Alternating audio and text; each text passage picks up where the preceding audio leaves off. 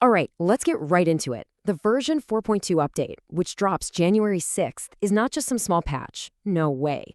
This is a complete teardown of the old meta. Seriously, everything you thought you knew about winning in this game is about to be turned on its head. And that leads us to the single biggest question every competitive player is asking right now. After years of just total dominance, is the reign of the M416 finally actually over? We're going to answer that, but the truth? Well, it's a little more complicated than just a simple yes or no. Because this shift is absolutely fundamental. Just look at this breakdown. The old world, that was all about mid-range AR dominance, super predictable loot paths, and the same old standard rotations. That's gone. The new meta is all about DMRs and close-quarters combat hybrids, taking on high-risk PvE objectives to get the best loot, and using insane hypermobility tools to control the map in ways you've never seen before. So let's dive into our first major topic, the Great Weapon Rebalance.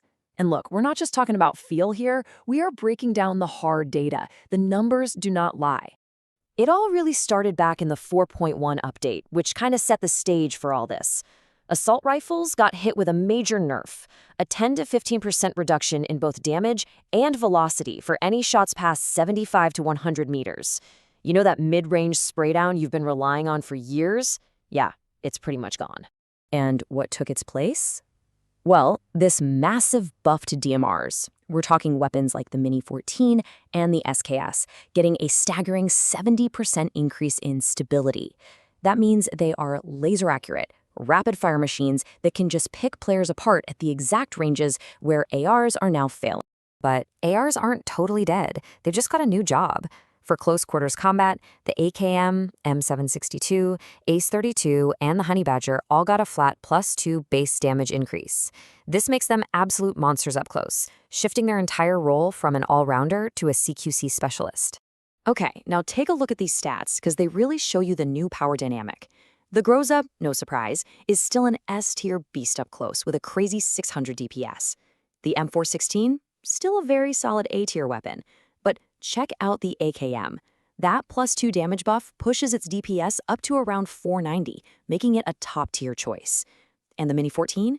Don't even worry about the DPS. With that huge stability buff, it's an absolute S-tier weapon, and it's going to be essential for any serious squad. And hey, a quick but really important note here. Shotguns got hit with a pretty big nerf. They're going to do less damage, and the bullet spread is way more random now. The goal is pretty clear.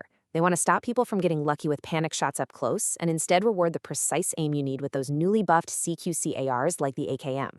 All right, so now let's talk about how these weapon changes actually fit into the map itself. Welcome to Primewood Genesis, the new themed mode that completely flips Erangel's loot rules on their head and turns the entire map into a living, breathing challenge. The absolute centerpiece of this whole new system is the secret rooms. These are locked-down locations that have guaranteed S-tier loot. I'm talking AWMs, Grozas, full level 3 gear. No more praying to the RNG gods. But to get inside, you're going to need to find a secret basement key. So where are these treasure chests? Well, they're in the major hotspots you'd expect, like Pachinki and Georgopol. But here's the crucial info. Sosnovka Military Base has 3 of them, making it the highest value loot zone on the entire map. And where does the key spawn most often? You guessed it, right in the chaos of Rosshook School. But listen, it's not just about finding a key and walking in. You now have to fight the map itself. You've got Guardian Flowers, which are stationary bosses guarding buildings full of loot. There's a roaming plant boss that creates this huge map-wide objective. And if you clear out the new corruption zones, you'll trigger a special supply drop. Gearing up is now an active and very dangerous process. So how do you beat this new system? Well, the pro squads are already perfecting the 90-second loot rush. Here's how it works. 1 player, your key runner, lands solo at Rajak to grab the key. 2 room holders land directly on the target, let's say military base, and clear it out.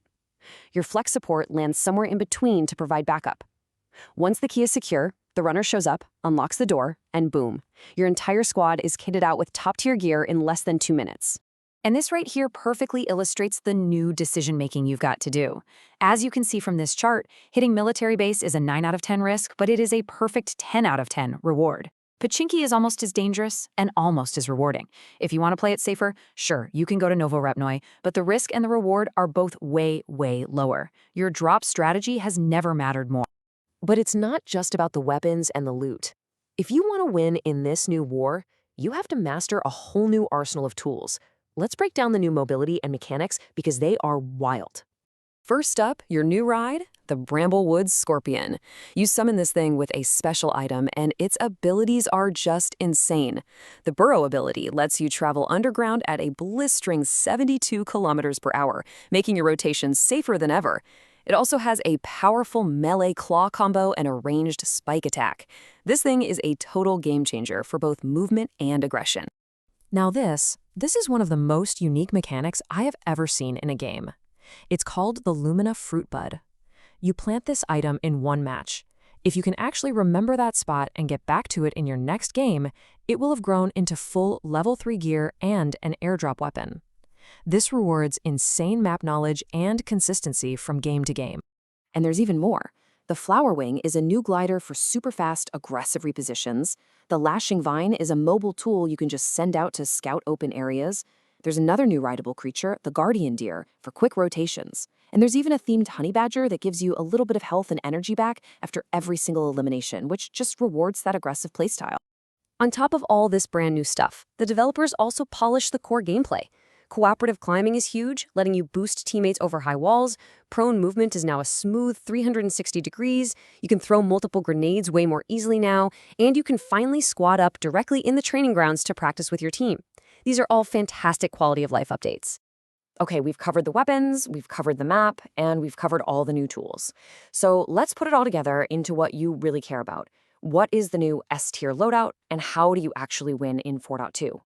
Pay close attention to this chart because this is your new playbook. For an all-around build on big maps like Erangel, a fully kitted M416 paired with a Car 98K or a Mini 14 is going to be your best bet.